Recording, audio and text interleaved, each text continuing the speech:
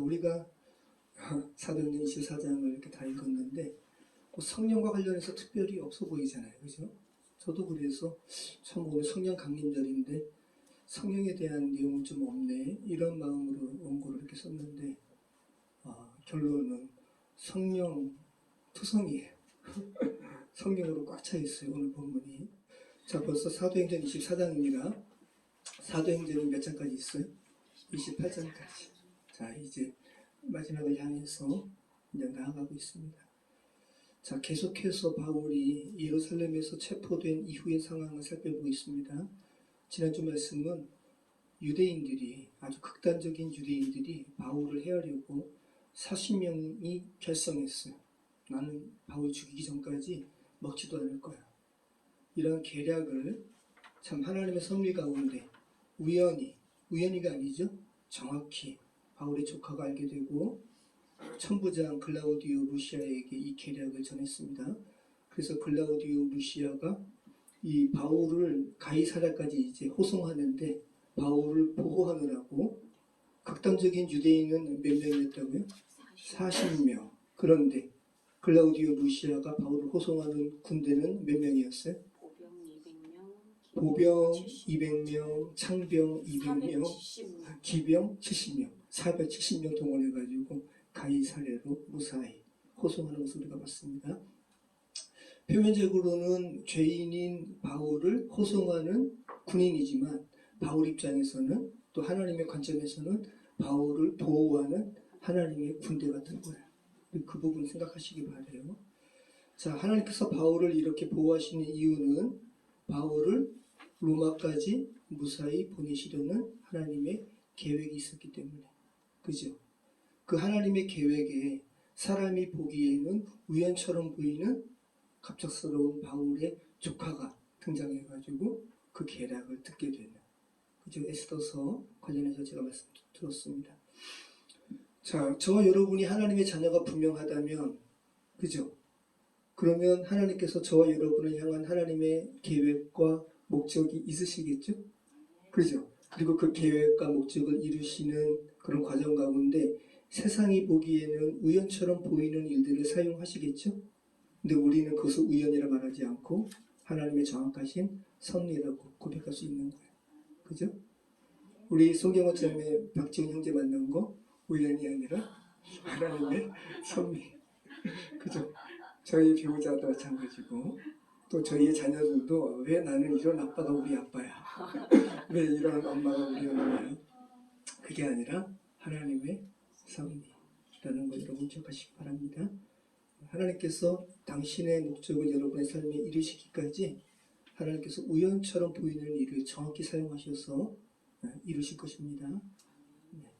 우리 오늘 말씀 같이 읽겠습니다. 1절로 우리 5절 말씀 같이 읽겠습니다.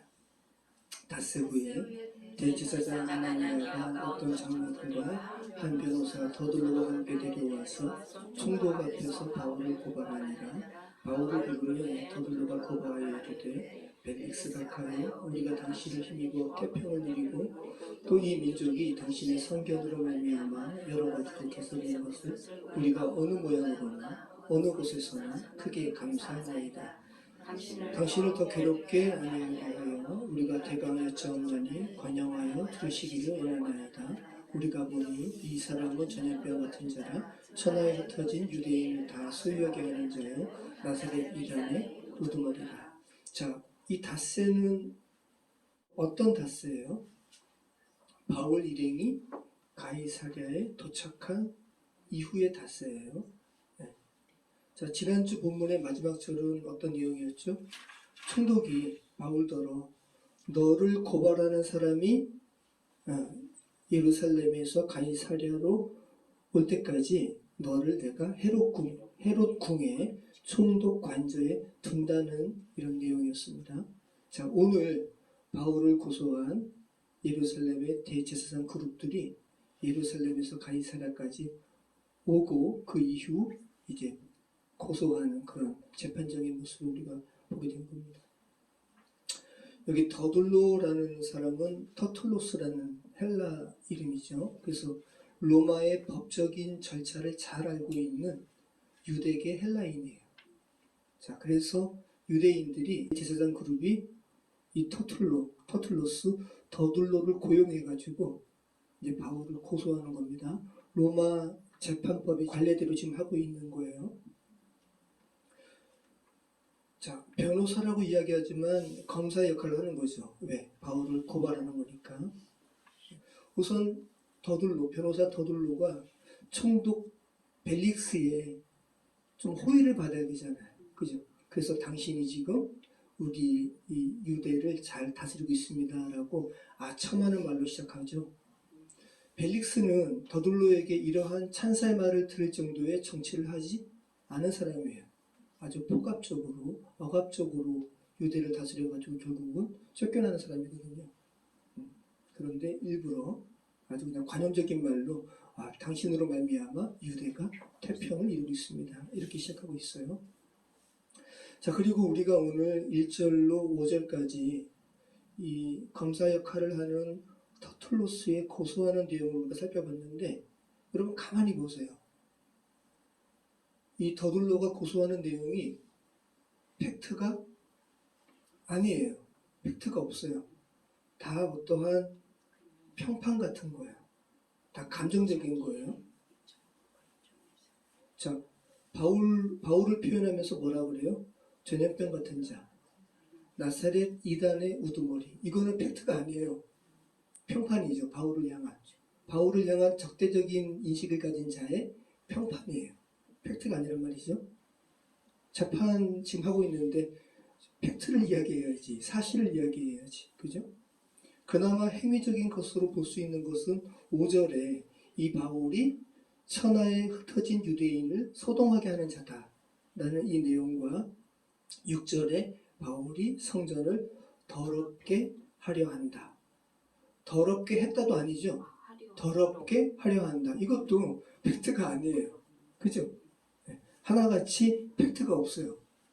사실이 없어요. 그냥 자신의 이 바울을 향한 적대적인 사람들의 그 사주를 받아가지고 그냥 거짓 고소하고 있는 거예요. 자, 그래서 이러한 더둘로의 이 거짓 고소는 이어서 나오는 바울의 변론에 의해서 다 반박돼요. 자, 적대적인 표현으로 바울에 대해서 이야기하지만 우리가 두 가지 정도의 표현을 통해서 당시 그리스도 복음이 초대교회 이 팔레스타인 지역에서 어떻게 전파되었는지를 알 수가 있는데, 바울을 향해서 뭐라 그래요? 전염병 같은 자다. 개역은 연병 같은 자다. 예전에 연병이 퍼지면 온 나라가 긴장했잖아요. 얼마 전에 우리 그 코로나, 그죠? 급속도로 전파됐다는 거죠. 그러니까 연병 같은 자다, 전염병 같은 자다라는 건 뭐예요? 그리스도 복음이 굉장히 빠르게 전파되었다. 당시에. 그리고 바울을 향해서 뭐라 그래요? 나사렛 이단의 우두머리다. 기독교를 당시의 유대교회의 이단으로 여겼다는 거 우리가 알 수 있는 거죠. 당시 기독교를 세상이 어떻게 보았는지 알 수 있는 표현입니다. 자, 우리 6절로 우리 9절 말씀 같이 읽겠습니다. 그가 또 성전을 더럽게 하려 함으로 우리가 잡았사오니 당신이 친히 그를 심문하시면 우리가 고발하는 이 모든 일을 아실 수 있나이다 하니 유대인들도 이에 참가하여 이 말이 옳다 주장하니라. 네. 자, 우리 6절부터 8절까지 없음으로 된 이 내용은 일부 사본에, 두 개의 사본에 이런 내용이 있어요. 우리는, 그러니까 그가 또 성전을 더럽게 하려 함으로 우리가 잡아싸우니 하면서 6절부터 8절까지의 두 개 정도의 사본에 이런 내용이 있다는 거예요. 우리는 바울을 우리 율법에 의하여 심판하라 하였으나 천부장 클라우디오 루시아가 와서 우리 손에서 빼앗아가고 고소하는 자들을 당신에게 오도록 하였습니다. 이런 내용이 두 개 사본에는 있습니다. 그런데 많은 사람들은 이것이 후대에 첨가된 것으로, 이 내용 없어도 하등 이 내용을 이해하는 데 무리가 없잖아요. 그래서 추가로 첨부된 것으로 여겨가지고 대다수 사본에서는 이 내용이 없어요. 자, 이렇게 더둘로가 바울을 고발하는 변을 마치니 이제 벨릭스가 재판장의 역할을 하죠. 바울에게 변론하도록 지시합니다. 자, 우리 10절로 13절 말씀 같이 읽겠습니다. 총독이 바울에게 머리로 표시하여 말하라니 그가 대답하되 당신이 여러 해 전부터 이 민족의 재판장 된 것을 내가 알고 내 사건에 대하여 기꺼이 변명하나이다. 당신이 아실 수 있는 바와 같이 내가 예루살렘에 예배하러 올라간 지 열 이틀밖에 안 되었고 그들은 내가 성전에서 누구와 변론하는 것이나 회당 또는 시중에서 무리를 소동하게 하는 것을 보지 못하였으니 이제 나를 고발하는 모든 일에 대하여 그들이 능히 당신 앞에 내세울 곳이 없나이다. 네. 자, 총독이 바울에게 머리로 표시하여 말하라 하니 꼭 영화 같죠? 그죠? 이렇게 더둘러의 고발을 들었어요. 총독이 바울에게 말하라고 고개로, 그죠? 이렇게 끄덕인 거죠. 그러니까 이제 바울이 이야기하는 거예요. 자, 더둘러가 바울에 대하여 고소한 첫 번째 죄목이 뭐였습니까? 5절이었습니다. 유대인을 소욕케 하는 자. 자, 바울이 어떻게 반박합니까? 한마디로 그렇죠. 내가 유대인들을 소돔케 할 물리적인 시간이 없었다. 예. 내가 예루살렘에 올라와서 오늘까지 열 이틀밖에 안 됐다. 라고 이야기하는 거예요. 자, 여러분 그런데 가만히 보면 물리적인 열 이틀보다는 좀 더돼 보여요. 그래서 굉장히 함축적으로 12일이라고 표현하는 것 같아요. 왜냐하면 바울이 그죠? 3차 전도 여행을 마치고 예루살렘에 올라온 다음에 유대 예루살렘의 교회의 지도자를 만났죠. 야고보 만났죠. 거기에서 야고보가 걱정했잖아요. 당신을 오해하는 유대인들이 있으니 당신 좀 여기 서원을 행하려고 하는 2명이 있는데 그들의 서원비도 좀 대신 납부하고 당신도 같이 그 서원 의식에 참여하라. 그 정결 의식이 총 며칠이었어요? 7일이에요. 거기 7일에 오늘 본문의 첫 부분 보면 닷새 후죠. 가이사라에 도착해서 닷새 후니까 7일 플러스 5일 하면 벌써 10일이 넘잖아요. 그렇죠? 그럼 그 안에 소동이 벌어져가지고 안티니오 요새로 끌려가서 그 안에 있었던 그 시간도 지금 없는 거고, 그죠? 안티니오 요새에서 바울의 조카의 말을 듣고 가이사라까지 만 하루 동안 이동한 이 시간도 지금 없는 거니까 실질적으로는 열 이틀이 넘죠. 그거 생각해 보시기 바래요. 자, 에둘러서 지금 12일이라는 아주 짧은 시간으로 바울이 이렇게 표현하고 있고, 이 바울의 이 표현에 대해서 벨릭스도 또 함께 했던 유대인들도 반박하지 못할 만큼의 짧은 시간이었다는 거예요. 자, 이렇게 자신이 물리적으로 유대인들을 소유할 만한 시간이 없었다라고 이야기하고요. 그 다음에 14절부터는 그러나 라고 시작하죠. 그러나. 자, 우리 14절부터 16절까지 우리 함께 읽겠습니다. 그러나 이것을 당신께 고백하리이다. 나는 그들이 이단이라 하는 도를 따라 조상의 하나님을 섬기고 율법과 선지자들의 글에 기록된 것을 다 믿으며 그들이 기다리는 바 하나님께 향한 소망을 나도 가졌으니 곧 의인과 악인의 구원이 있으리라 하느니 이것으로 말미암아 나도 하나님과 사람을 위하여 항상 양심에 거리낌이 없기를 힘쓰나이다. 자, 바울이 계속 말합니다. 그러나 라는 말로 시작하면서 저들이 고발하는 나사렛 이단이 아님을 이야기하는 거예요. 자, 이 재판정의 자리에서 그러나 라는 말로 하면서 나사렛 이단이 아님을 이야기하면서 예수 그리스도에 대한 복음을 또 변증하는 거예요. 바울은 모든 순간에 하나님을 증거할 기회를 다 붙들고 다 예수 그리스도를 증언합니다. 자, 조상의 하나님을 바울이 섬긴다라는 말은 뭐예요? 유대인들이 믿는 여호와 하나님 나도 섬긴다. 그죠? 그리고 유대인들이 믿는 율법서의 내용, 선지서의 내용을 나도 믿는다라고 이야기하고 있어요. 그러면서 나는 유대인들보다 더 사람에게나 하나님께 양심에 대하여 거리낌 없이 나는 살았다라고 고백하고 있습니다. 오히려 자신이 믿는 그리스도를 믿는 이 신앙은 유대교의 이단이 아니라 유대교를 완성하는 것임을 설파하고 있는 거예요. 벨릭스 재판정에서 나사렛 예수를 믿는 신앙을 또 바울이 이방인들과 유대인 앞에서 또 시인하는 거예요. 예수 그리스도를 지금 또 시인하고 있습니다. 저 여러분은 삶 속에서 예수 그리스도를 시인하세요? 아멘. 네. 자, 성경에 근데 가만히 보시면 여러분, 하나님을 시인하면 너희들도 시인하라 이런 말이 아니라 순서가 너희가 예수 그리스도를 시인하면 예수님도 너희를 시인한다 이 표현이거든요. 방향성이 그래요. 근데 이 표현이 여러분 성경에 한 몇 번 있는 것 같아요. 그냥 가볍게 생각하면 한 번 있는 것 같아요. 누구든지 사람 앞에서 나를 시인하면 나도 하늘에 계신 내 아버지 앞에서 그를 시인할 것이요. 마태복음 10장 32절 말씀이거든요. 우리는 일반적으로 이것만 생각하는데 요한서신에 요한일서에 이 표현이 한 3번 정도 더 있습니다. 그러니까 사도 요한이라고도 하고 또 어떤 사람들은 그냥 사도 요한이 아니라 요한 장로가 쓴 서신이라고 이야기하는데 요한일서 2장 23절 말씀 한번 보실까요? 요한일서 2장 23절. 자, 요한 장로가 이렇게 시인하는 부분에 대해서 쓰는 거예요. 같이 읽겠습니다. 아들을 부인하는 자에게는 또한 아버지가 없으되 아들을 시인하는 자에게는 아버지도 있느니라. 예. 예수 그리스도를 시인할 때 그 안에 하나님께서도 함께 하신다는 거예요. 요한일서 4장 2절 3절까지.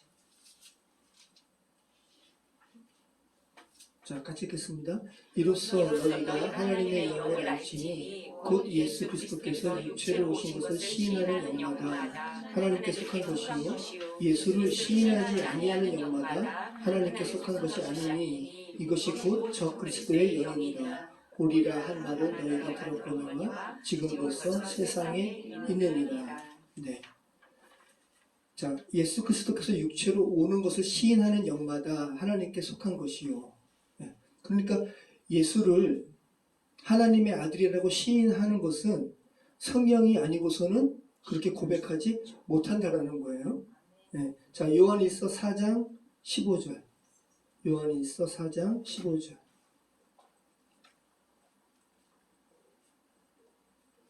같이 읽겠습니다. 누구든지 예수를 하나님의 아들이라 시인하면 하나님이 그 안에 거하시고 그도 하나님 안에 거하느니라. 그죠? 순서가 누구든지 예수를 하나님의 아들이라 시인하면 순서가 먼저 성도가 먼저 시인하는 거예요. 그럴 때 하나님이 그 안에 거하시고 그도 하나님 안에 거한다고 이 방향성을 지금 말하고 있습니다. 자, 왜 그러면 먼저 예수님께서 저를 먼저 시인하시면 저도 예수님을 시인할게요가 아닐까요? 바울도 이 부분 강조합니다. 로마서 10장 9절입니다. 내가 만일 내 입으로 예수를 주로 시인하며 또 하나님께서 그를 죽은 자 가운데서 살리신 것을 내 마음에 믿으면 구원을 받으리니. 하나님께서 그를 죽은 자 가운데서 살리신다라는 것은 뭐예요? 하나님께서 그를 구원하신다는 거죠. 먼저는 성도가 예수님을 시인하면 그 이후에 구원하신다는 말이죠. 방향성이 있다는 거 생각하시기 바라요. 순서가 뭐가 중요해? 다 똑같은 거지라고 생각하실 수도 있는데 아닙니다. 시인과 관련해서는 방향성이 있어요. 시작은 하나님께서 시작하시는 거예요. 그런데 구원의 최종적인 완성은 그 하나님의 구원을 받아들이기로 시인할 때 완성되는 거예요. 하나님의 구원에 인간이 반응도 안 하는데 그냥 구원하시지 않는다는 거예요. 자, 구원을 아주 상징적인 것으로 이야기하면 하나님께서 죽어가는 영혼들에게 밧줄을 던졌어요. 이게 하나님의 은혜의 시작이죠. 그죠? 그 밧줄을 받는 거죠. 이게 뭐예요? 인간의 시인이죠. 그럴 때 구원이 완성되는 거잖아요. 구원의 밧줄이 던져졌는데 나는 이 밧줄 안 잡을래. 그럼 구원이 이루어질 수가 없는 거예요. 네. 그러니까 시인한다는 것은 내면의 신앙을 외부로 표현하는 거예요. 그죠? 신앙의 완성적인 표현인 거예요. 시인하지 않는 것은 믿지 않으니까 시인하지 않는 거예요. 믿는데 왜 시인 못해요? 믿으면 저 하나님 믿습니다. 예수님 믿습니다. 시인하게 되어 있는 거죠. 그래서 우리가 제가 서두에 이야기한 마태복음 10장 32절 말씀 한번 보실까요? 마태복음 10장 32절. 누구든지 사람 앞에서 나를 시인하면, 이 시인과 관련된 예수님의 말씀인데 굉장히 종말론적인 상황에서 예수님께서 말씀하신 거예요. 우리 한번 이 부분만 읽어볼게요. 같이 읽겠습니다. 누구든지 사람 앞에서 나를 시인하면 나도 하늘에 계신 내 아버지 앞에서 그를 시인할 것이요. 네, 이 앞의 내용은 이렇습니다. 제가 간추려서 이야기하면 여러분이 아주 스킵해서 보세요. 너희가 공회에 넘김을 당하고 회당에서 책질질 당하게 될 거야. 종말론적인 상황이라는 거야. 나로 인해 너희가 총독과 임금에게 끌려갈 거야. 그때 무슨 말 할까 염려하지 마. 성령께서 너희 안에서 말하실 거예요. 그러니까 성이 다 하신다라는 거예요. 몸은 죽여도 영혼은 죽이지 못하는 일을 두려워하지 마. 오히려 몸과 영혼을 다 지옥에 보내시는 일을 두려워해. 그죠? 그러면서 참새 한 마리조차도 하나님 허락 없이는 땅에 떨어지지 않는다. 너희는 참새보다 얼마나 더 귀하냐. 그죠? 그렇게 이야기하면서 그러면서 시인에 대해서 이야기하는 거예요. 너희가 사람 앞에서 나를 시인하면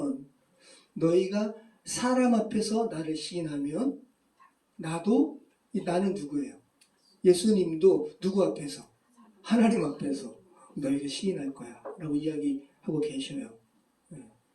그리고 너희가 사람 앞에서 나를 부인하면 나도 하나님 앞에서 너희를 부인할 거야.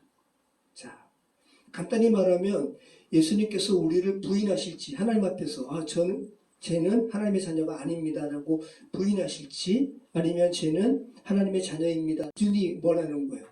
우리가 사람 앞에서 예수님을 시인하는가 시인하지 않는가. 이 그리스도를 시인함이 구원의 열쇠라는 거예요. 자, 우리 17절로 우리 20절 말씀 같이 읽겠습니다. 17절로 20절입니다.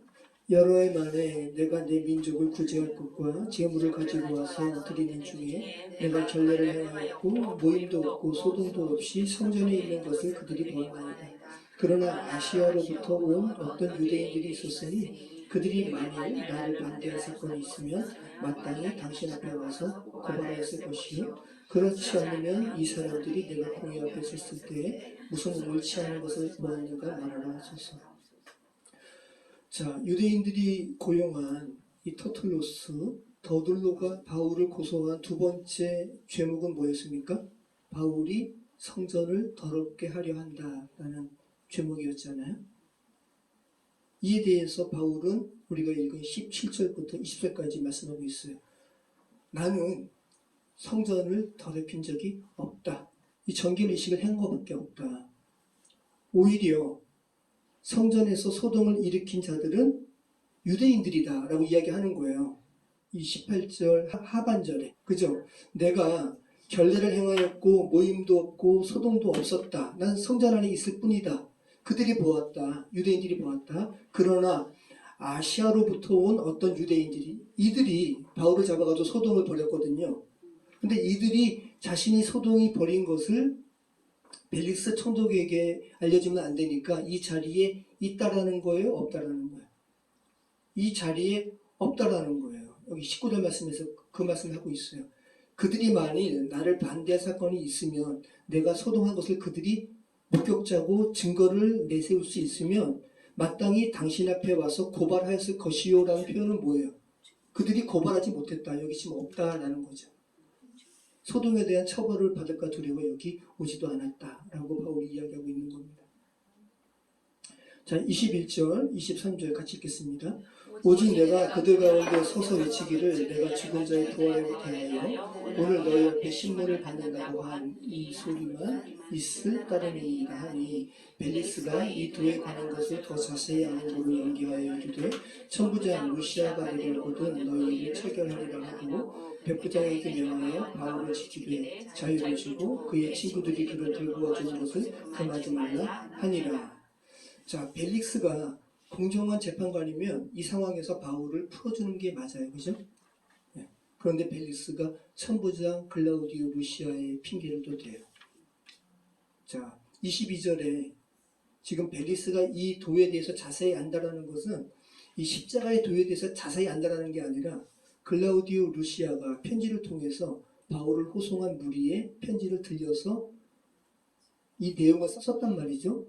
이 바울이 전하는 도와 관련해서 어떠한 소동이 벌어졌는지. 근데 내가 보니까 바울에게는 죄가 없다 라는 것을 글라우디오 루시아가 편지를 통해서 벨리스에게 썼잖아요. 이 상황을 이야기하는 거예요. 벨리스가 정말 합당한 재판장이면 바울은 죄가 없냐라고 하면서 방면해주면 되는데 천부장 글라우디오 핑계를 대면서 바울을 계속 붙들고 있어요. 자, 우리 24절로 27절까지 같이 읽겠습니다. 수일 후에 벨리스가 그 안에 유대 여자 드루실라와 함께 와서 바울을 불러 그리스도 예수 믿는 소리를 듣거든 바울이 의와 절제와 정창과 심판을 강론하니 벨리스가 두려워하여 대답하되 지금은 가라 내가 틈이 있으면 너를 드리려 하고 동시에 또 바울에게서 돈을 받을까 바라는 대로 더 자주 불러 같이 이야기하더라. 이태가 지난 후 보르기오 베스토가 벨릭스의 소임을 이어받으니 벨릭스가 유대인의 마음을 엇가지하여 바울을 구려하여 두니라. 자, 그러면서 벨릭스의 아내가 또 나오죠. 드루실라. 즉 벨릭스가 그의 아내 드루실라와 함께 그리스도 예수 믿는 도를 바울에게서 들었다라고 표현하잖아요. 그래서 거기에 대해서 바울이 세 가지를 강론했다 그러죠. 의와 절제와 심판을 이 세 가지를 강론했다 그래요. 그러니까 벨릭스와 그의 아내 드루실라에게 꼭 필요한 메시지를 바울이 전했다는 것을 알 수가 있죠. 그래서 우리는 벨릭스가 어떤 사람이고 드루실라가 어떤 사람인지를 좀 생각할 필요가 있어요. 드루실라는 유대 왕이죠. 헤롯 아그리파 1세의 딸이에요. 굉장히 예뻤다고 그러고 그리고 3번 결혼합니다. 3번, 첫 번째는 약혼했는데 약혼자가 할례를 거부해서 파혼되고요.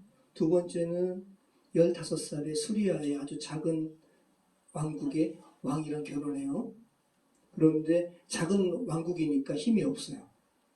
이 벨리스 총독이 이 드루실라가 너무 예뻐서 빼앗아요. 그래서 벨릭스의 세 번째 아내가 이 드루실라예요. 여러분, 이 벨릭스는 로마 황제 글라우디오 있죠. 글라우디오와 네로의 친구였던 이 팔라스라는 사람의 동생이에요. 그리고 팔라스와 벨릭스가 펠릭스죠. 펠릭스와 팔라스는 둘 다 노예 출신인데 글라우디오 황제의 어머니가 안토니아인데 자유케 합니다. 그래서 이 펠릭스가 안토니아 펠릭스로 이름이 개명이 돼요. 팔레스타인의 대제사장 요나단이 유대의 총독으로 그를 청거해가지고 유대 총독이 되는 거예요. 노예 출신에서 유대 총독이 되는 거니까 성공만 쟁취하는 사람이었어요. 또 그리고 요나단을 자객을 보내가지고 또 살해했다 그래요. 그러니까 일반적인 사람의 삶의 모습으로도 사람 모습이 아니죠. 그죠? 성공을 위해서면 자기를 총독 만든 사람도 자기를 보내가지고 죽이고 남의 여자 예쁘다고 빼앗고 그리고 오늘 우리가 말씀 봤잖아요. 그죠? 바울이 의와 절제와 심판에 대해서 이렇게 강론하니까 두려워하면서도 뇌물을 좀 받을까? 곁에 두고 선한 사람이 악한 사람이야. 한마디로 악한 사람. 성공을 위해서면 수단 방법을 가리지 않는 사람. 그리고 바울에 의해서 이태 동안 2년 동안 바울에 의해서 하나님의 말씀을 듣는 거니까 얼마나 복돼요. 그죠? 근데 거기에 대해서도 양심이 화인 맞아가지고 반응하지 않는 사람. 우린 그 부분 좀 생각해 볼 필요가 있는 거죠. 여러분이 펠릭스를 막 이렇게 막 손가락질 할 수가 있는데 하나님의 관점으로 본다면 펠릭스나 여러분이나 똑같죠. 얼마나 여러분은 선해요. 펠릭스보다. 그래서 바울이 펠릭스에게 강론한 3가지 의와 그죠? 절제와 심판. 이것은 아유 나와는 상관없는 이야기네라고 폄하할 것이 못 된다는 거예요. 자, 여러분 의는 뭐죠? 바울이 펠릭스를 보면서 또 드루실라를 보면서 가장 먼저 의에 대해서 강론했어요. 강론은 굉장히 자세하게 설명했다는 거거든요. 자, 한마디로 여러분은 이제 기독교 신앙에 지금 많이 지금 노출되어 있잖아요. 의는 여러분 중에 여러분의 의로는 하나님께로 나아갈 사람이 없어요. 그죠? 의는 절대적인 하나님의 기준이에요. 그래서 우리가 우리의 의가 아니라 예수 그리스도의 의를 힘입고 하나님께 나아가는 거죠. 바울은 당연히 이 의에 대해서 설파했을 거란 말이죠. 그 다음에 절제는 뭐예요? 삶의 태도죠. 하나님께 나아가는 부분에 대해서 너가 인지를 해? 그럼 너의 삶의 태도를 너가 제대로 수정해야지. 펠릭스가 이 부분 들으면서 이 절제에 대한 부분은 결국은 펠릭스가 행한 악행, 그죠? 이런 부분을 지적하는 거 아니에요. 그 다음에 심판이죠. 하나님 앞에서 모든 사람이 심판대에 선다라는 부분들. 이런 부분들 이야기하는 거예요. 그러니까 펠릭스가 바울에 의해서 의, 절제, 심판에 대해서 이 강론을 들을 때 죄아무리 포악한 사람도 두려울 수밖에 없죠. 하나님의 말씀이 선포되니까. 그럼 두려워하면 반응해야 되는데 뭐라 그래요? 지금은 가라. 다음에 또 들을게. 그러니까 펠릭스는 이 하나님 이 절대절명의 순간 앞에 선 이 존재 앞에 들려진 하나님의 음성을 또 들을 기회가 있었다고 생각을 했어요. 그리고 실제로 펠릭스에게는 그런 시간이 많았어요. 무려 2년 동안. 근데 어떻게 보면 2년이 긴 시간이 아니에요. 이 긴 시간 동안 펠릭스가 하나님의 음성을 들었음에도 불구하고 펠릭스는 바뀌지 않았어요. 펠릭스에게는 하나님의 이 음성이 계속 돌덩이 앞에 들려진 말씀처럼 거부했다라는 거 우리는 알게 되죠. 지금은 가. 다음에 또 들을게. 지금 복음을 우리가 전할 때 많은 사람들이 이렇게 반응하죠. 지금은 가. 다음에 또 들을게. 그죠? 부자에게 하나님께서 어리석은 자여 오늘 밤 내 영혼을 내가 도로 찾으리니. 묻 영혼의 소유권은 누구에게 있어요? 하나님께. 우리는 다음에 또 들을게 지금은 가라고 말할 권세가 우리는 없어요. 그죠? 진짜 없어요. 저는 이렇게 머리 아플 때가 있는데 두통이 그럴 때 저의 연약함을 절감하게 되고 야 진짜 제가 며칠 전에 유약 바르면서 머리가 너무 아픈 거예요. 너무 아파가지고 해는 막 쨍쨍 찌는데 그래가지고 그대로 있으면 막 쓰러질 것 같아요. 그래가지고 약국까지 갔죠. 약국까지 터벅터벅거리면서 누가 보면은 진짜 정신 나간 사람인 줄 알았어요. 약국에 가서 타일론을 제가 이렇게 사는데 그 약사 입장에서는 제가 술 취한 사람인 줄 보였나 봐요. 술 드셨는데 이거 먹으면 안 돼요. 왜요? 그랬더니 알코올 있는 상태에서 타이레놀을 먹으면 위에 천공이 생겨요 그러더라고요. 그래가지고 저 술 안 먹어요 그랬더니 그래요 그러더라고요. 자 우리가 이렇게 연약해요, 그죠? 연약해요. 어떻게 그 두통이 있다고 갑자기 술 취한 사람들의 모습이 돼가지고 터벅터벅. 근데 펠릭스 얼마나 안타까워요. 사도 바울 앞에서 2년 동안 사도 바울의 메시지를 들은 사람인데 지금은 가. 어리석은 거죠. 자, 여러분 다시 한번 바울이 펠릭스에게 강론한 3가지 의, 절제, 심판에 대해서 여러분 분명히 하시기 바라요. 정도의 차이가 있을 뿐 우리는 모두 펠릭스 같은 존재라는 거. 그죠? 네. 근데 의와 절제와 심판이 다 이렇게 연결되어 있습니다, 여러분. 그러니까 하나님께서 바울을 사용하시면서 이 의와 절제와 심판을 절묘하게 이렇게 구조적으로 연관된 부분을 말씀하고 있다는 거.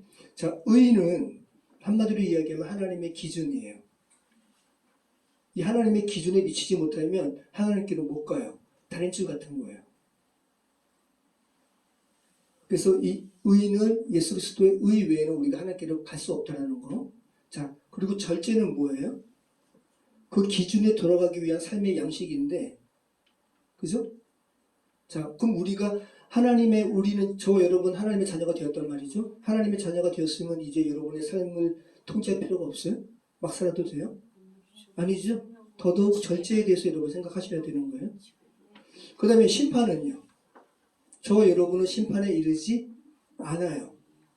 예수 그리스도의 이름을 믿지 않는 사람이 않을 때 이미 심판 받았다라고 이야기하잖아요.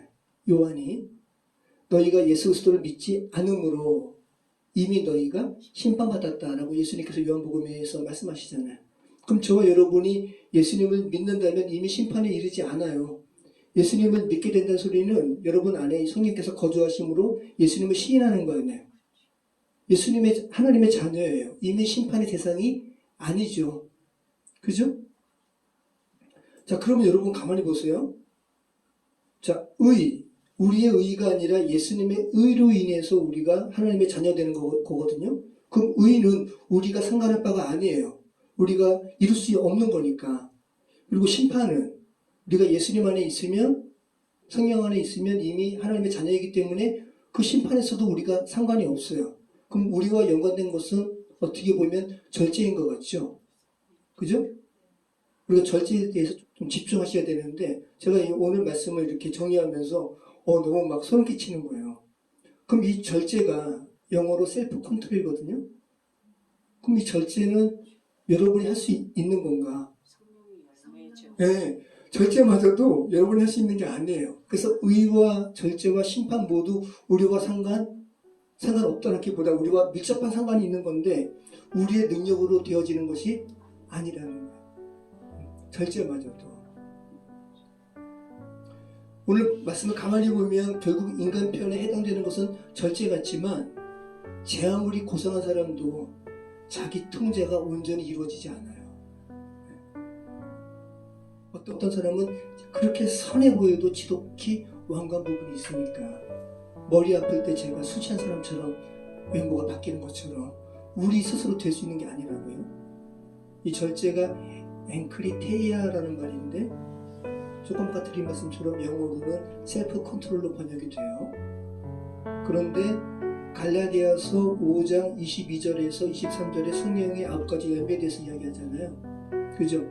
사희와 보좌양, 충원자. 9가지 열매가 뭐예요? 사랑, 희락, 화평, 오래 참음, 자비, 양선, 충성, 온유, 절제. 성령의 9가지 열매 중에 마지막이 절제예요. 그러면 이 절제라는 이 성령의 열매도 우리가 할 수 있는 게 아닌 거죠. 그래서 영어로는 셀프 컨트롤로 되어 있지만 번역하고 있지만 실제로는 셀프 컨트롤이 아니라 홀리 스피릿 컨트롤이에요. 성령께서 컨트롤하는 부분이 절제예요. 저와 여러분은 절제할 수 없어요. 절제 안 돼요. 절제가 안 돼요.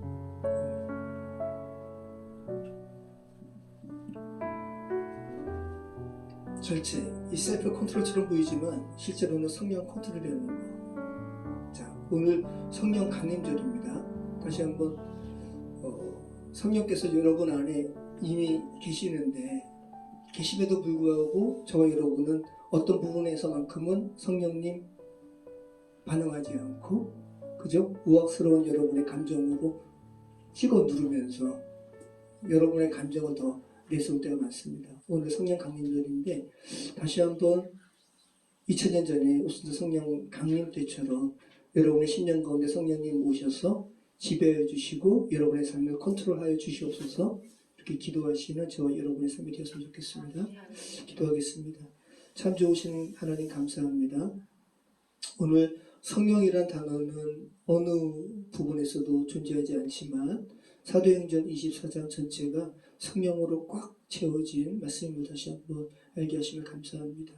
사도행전 24장뿐 아니라 사도행전 전체가 또 성경 전체가 성령 하나님으로 가득 찬 책임을 다시 한번 고백합니다.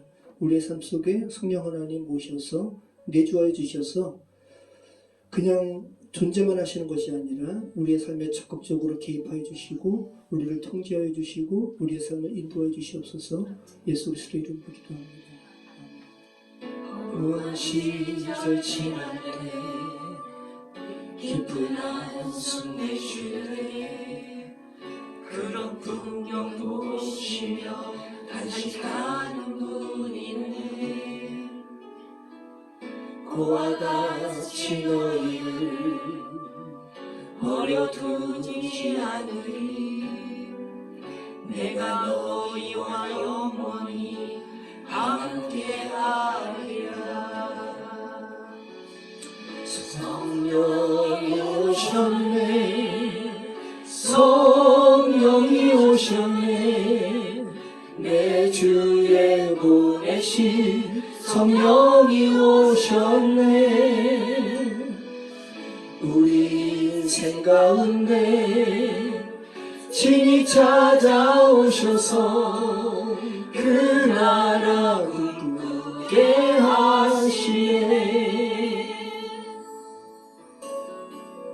억눌린 자가 진자, 자유함이 없는 자, 비난처가 되시는 성령님 계시네. 주의 영이 계신 곳에 참자유가 있다네. 진리의 영이신 성령이 오셨네.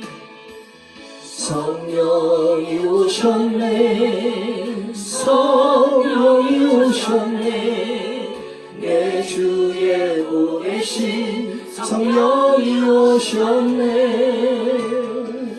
우리 인생 가운데 친히 찾아오셔서 그 나라 꿈꾸게 하시네. 성령이 오셨네, 성령이 오셨네, 성령이 오셨네, 내 주에 보내신 성령이 오셨네.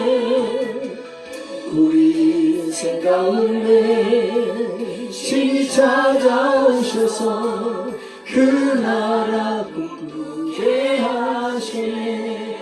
우리 한 주에서 기도하겠습니다. 좋습니다.